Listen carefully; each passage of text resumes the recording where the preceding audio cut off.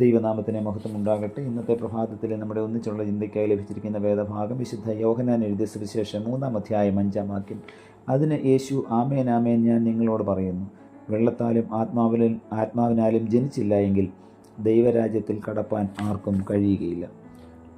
ആധുനിക ഭാഷണിയിൽ ചെയ്ത മോടിയുള്ള വസ്ത്രങ്ങൾ ധരിച്ച ധനാഢ്യരായ 4 വനിതകൾ ഒരു പഞ്ചനക്ഷത്ര ഹോട്ടലിൽ എത്തി.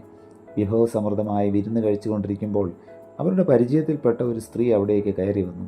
വളരെ സന്തോഷത്തോടെ ഈ സ്നേഹിതകളെ സമീപിച്ച് അവൾ ചോദിച്ചു, എന്താണ്, ഇന്ന് വിശേഷം വല്ലതുമുണ്ടോ? ഇവിടെ നിന്ന് ഭക്ഷണം കഴിക്കുവാൻ?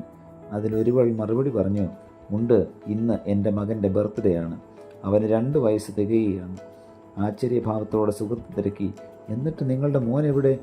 അമ്മയുടെ മറുപടി, ഞാൻ അവനെ എൻ്റെ അമ്മയുടെ അടുക്കൽ ഏൽപ്പിച്ചിട്ട് പോന്നു. അവൻ മഹാകുസൃതിയാണ്.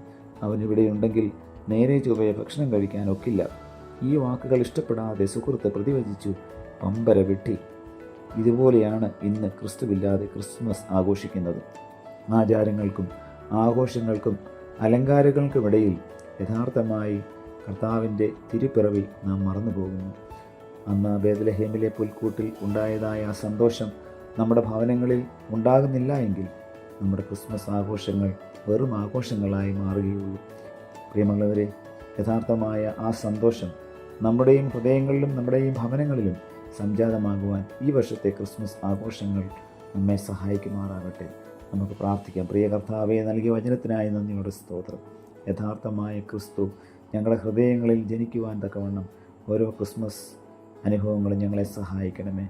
കർത്താവേ, അവിടുന്ന് ഞങ്ങളുടെ ഹൃദയങ്ങളിൽ പിറക്കുന്നില്ല എങ്കിൽ ഞങ്ങളുടെ ആഘോഷങ്ങൾ വെറും ആചാരങ്ങളായി മാറുന്നു എന്ന് ഞങ്ങൾ ഇന്ന് പ്രഭാതത്തിൽ കേൾപ്പിച്ചതിനായി സ്തോത്രം.